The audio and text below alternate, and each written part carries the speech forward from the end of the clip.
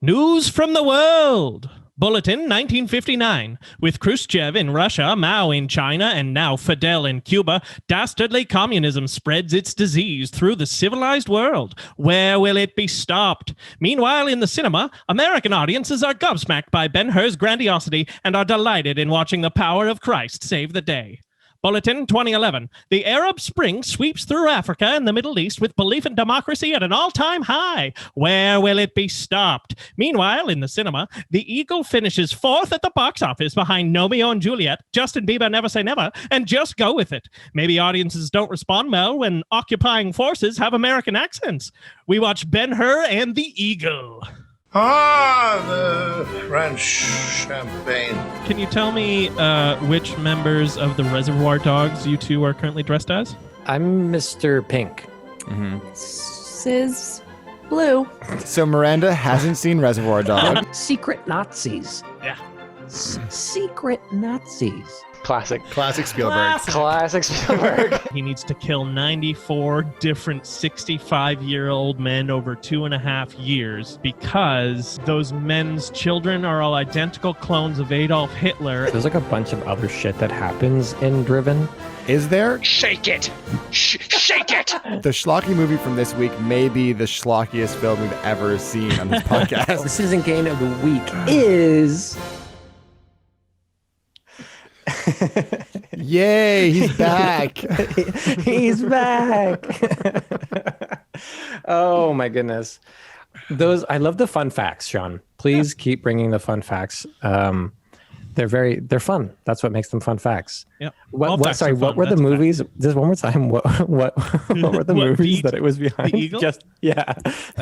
Romeo and Juliet at number one that week. I mean, number one that week? Romeo and Juliet. Yeah, it was probably like a August, like late blockbuster season, take the kids to see a film before school starts kind of thing. Right. Then Justin Bieber, Never Say Never. At course. number 2, and then number 3, starring Adam Sandler and Jennifer Aniston, Just Go With It.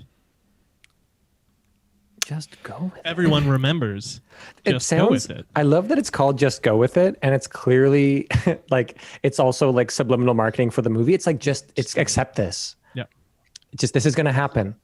You should just watch it. Okay, just go with this. All right. That's what the pitch meeting was. Just go with it. My question for you, though, Sean, is does your 20s news reporter have a name? No, and that is up to our Citizen Kane versus fans to come up with. You send in your choices for the name of my 20s newscaster along with 30 box tops, and we will send you an autographed picture of me dressed up like a 20s news reporter. Box tops. Yep. But seriously, if anyone on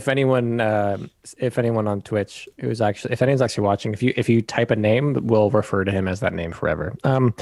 So welcome to Citizen Kane Versus. This is a podcast where we compare a movie that is considered to be more of a classic, or is definitely a classic, as I would argue this week, against a movie that is a bit more on the schlocky side, and we ask ourselves honestly, which is better. My name is Jack Rennie, and I'm joined by my two friends, one, Sean Jacqueline, and the other, Daniel Benoit. I said now. No. Oh, sad. Daniel Benoit. Dan. And yeah, welcome to what's this, the 10th or 11th episode of season 2? The 11th episode. This is our of season 2. Easter episode. This is and our you Easter knew episode. this when you were choosing these movies, right? I totally knew. I mean, we're a very spiritual podcast. So when it came to picking movies, we're recording this kind of approaching Easter on Easter weekend. So, Praise God. I, of course, wanted to pitch some deeply religious movies. Well, mainly just the one, I guess. And this does get released on the day the Lord riseth. So, well, may he riseth, and check his podcast distributors because we're dropping it. May he like and subscribe. Yeah. Amen. But seriously, thanks for listening. If you're with us already, and if you have a moment and you don't feel it it would be too much trouble, we would appreciate it if you do any of those internet things like comment, subscribe, leave a rating, leave a review, share with anyone. We're on Twitch, we're on YouTube, we're on Twitter, we're on Instagram, Citizen Kane VS or Citizen Kane VS podcast on Insta. So yeah, give us a check us out. We put up content. We're Drop us a content name creators. for the 20s reporter. Drop us a name. Drop us a name for that 20s reporter. Just don't forget to include your 30 box tops. Yes, yeah, no, we'll need that in the mail separately. Yeah. But let's not withhold this anymore. We know what they are. But Dan, do you want to drop some intros for us? Some summaries? Yeah, I do. Okay. I like that you had a moment of surprise, like, oh, I didn't know I was going to be called on to do this. I just forgot what because I scrambled to write these things like 10 minutes ago, and I have no idea what they say. So it's gonna be a revelation for both of us, or all. You're a three of us. samurai. You can do it. Thank you. Okay. In the red corner, representing the classics, an unreasonably Caucasian Jewish prince who swims his way out of slavery to become a professional chariot racer and take revenge on his childhood friend turned bitter rival. All the while, Jesus Christ hangs out in the background. Coming in at an absurd 222 minutes, starring Charlton Heston, Ben-Hur.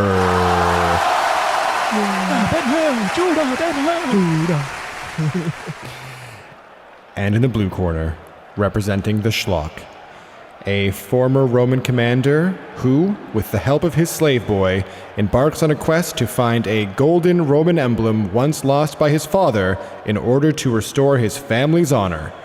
Coming in at 114 minutes, starring Channing Tatum and Jamie Bell, The Eagle. Yeah. Go get him. Yeah, get the. Yeah, you go get him. Go get him. Thanks, man. Get him. It's funny. So I'd never seen either of these movies when I pitched them, but there were a lot of similarities that made me feel pretty good about the Roman theme. Obviously, was the main connecting tissue, but a lot of like life debts being paid. A lot of vaguely like homoerotic connections between men, where a lot of like I am bound to you, like where you go, I go. I thought I lost you. Yeah, a lot of these moments. But the stakes of them are just so different. Like Ben-Hur has just huge stakes, and the eagle is like, I want to find, like you said in the summary. My daddy lost his eagle. My dad lost the eagle. Well, they both also like they get bogged down in the quagmire of like moralizing these really vague ideas, like personal faith is just Ben-Hur. It's all like, oh, he believed God guides him through, but they do make it like tangible enough to follow, but it's still a very like an intangible thing. And then honor in the eagle is just this like thing where they love honor and they fight for honor. Whatever honor, the honor of my family. Like that's the end of the movie, is that they get it back and they're like the people in Rome are like, your honor is restored. And then they like essentially hold hands and skip out onto the streets of Rome. And that's the end of the movie. They do. Like, it's just, you're like, okay, like, so it's really weird. At least Ben-Hur has the know-with-all to make the Romans the bad guys. Whereas we're like, are we supposed to root for the Romans in the evil? At first, yes, but I think it's one of those things where like you realize, especially when the Seal People clan that they come across, when they're so barbaric to them, but they say like, you do that to us, so you're supposed to be like, oh, both sides are bad, but they're not though. Yeah, no. Yeah, it's very different. Yeah. Dan, how did you enjoy your 3.5 plus viewing experience? Well, yeah, okay. First of all, plus is definitely right. It took me, I think, closer to like 6 hours to finish Ben-Hur. I was kind of the same. Yeah, I took clocked it in full. one. You did You're it in crazy, 1 man. hour? No, I just sped through it. No, I did it one sitting. Oh no, I fucking couldn't. I couldn't do it. Also because right now we have a mattress just splayed out on our living room floor. So, and we're sleeping on it.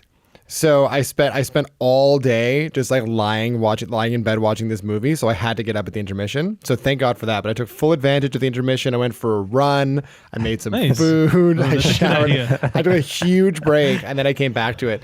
And I actually was excited to come back for the second half of Right, Ben-Hur, yeah. which surprised me. Like it didn't drag. I really enjoyed it right up until like post Chariot Race, where it Correct. tends to it declines pretty quickly. Well, on that Rosebud, shall we dive in? Yeah, I think so because we're getting into it. So let's begin this. Let's as our new catchphrase is let's get into these bad boys. But boys, These bad boys. These bad boys. Let's jump on into these bad boys.